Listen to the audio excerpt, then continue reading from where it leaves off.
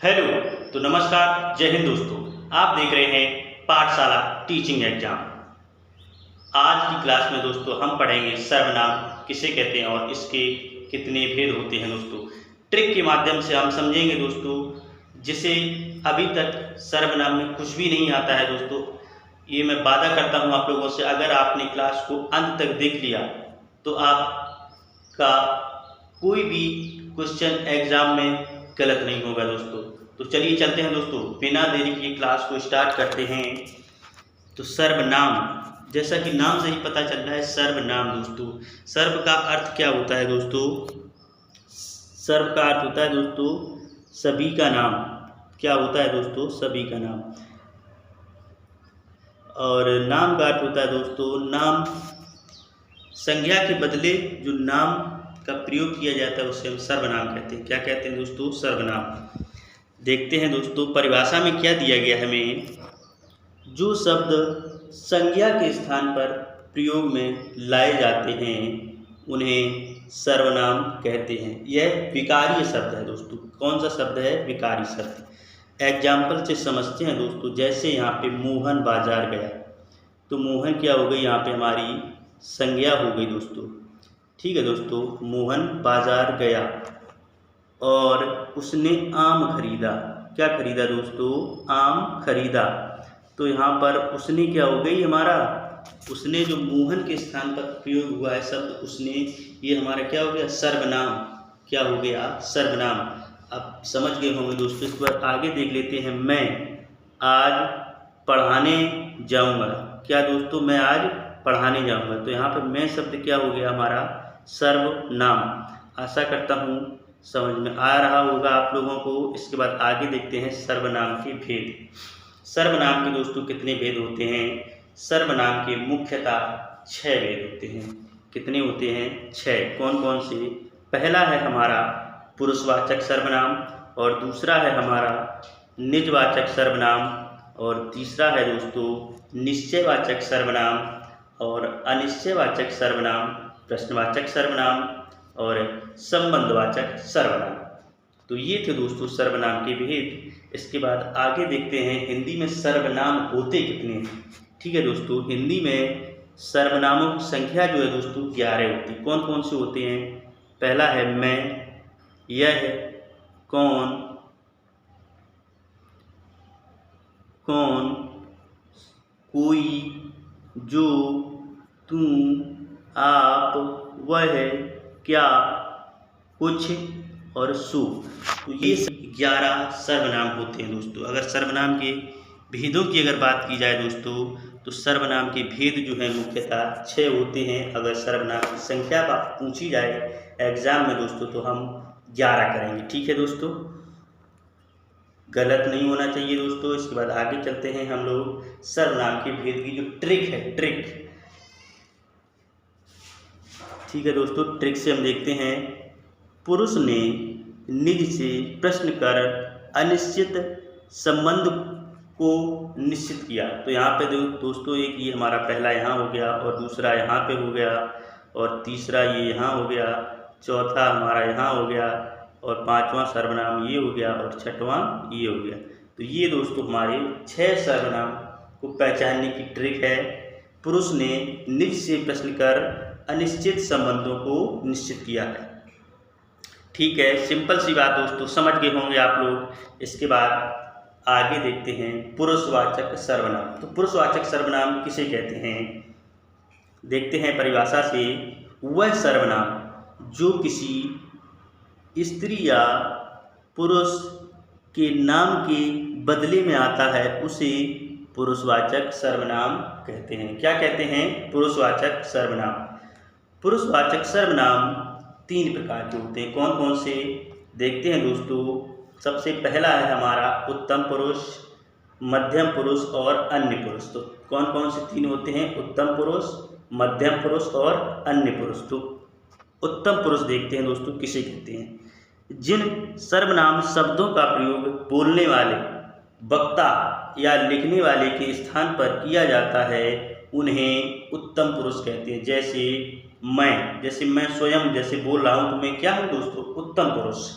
उदाहरण से देखते हैं। मैं हम लोग, हम सब आदि। तो ये क्या हुआ हमारा उत्तम पुरुष। सिंपल सी बात दोस्तों, समझ गए होंगे आप लोग। इसके बाद आगे चलते हैं। दूसरा है हमारा मध्यम पुरुष। जिन सर्वनाम शब्दों का प्रयोग सुनने वाले, श्रोता या पढ़ने वाले के स्थान पर किया जाता है उन्हें मध्यम पुरुष कहते हैं दोस्तों। जैसे हम बोल रहे तो हम क्या हो गए, प्रथम पुरुष, और इसके बाद आप सुन रहे हैं, जैसे आप लोग मेरा वीडियो देख रहे हैं तो ये क्या आप लोग क्या हो गए, मध्यम पुरुष। इसके बाद उदाहरण में देखते हैं, जैसे तू, तुम, आप, आदि। आशा करता हूँ आप लोग समझ गए होंगे मध्यम पुरुष अच्छे से। इसके बाद अगला हमारा अन्य पुरुष।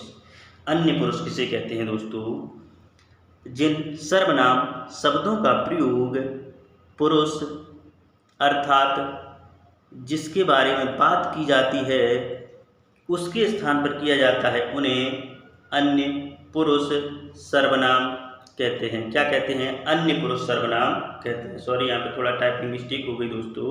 उन्हें अन्य पुरुष सर्वनाम कहते हैं। जैसे उदाहरण में हमें दिया गया है, यह, वह, ये और वे। ठीक है दोस्तों, आप लोग समझ गए होंगे पुरुषवाचक सर्वनाम को अच्छे से।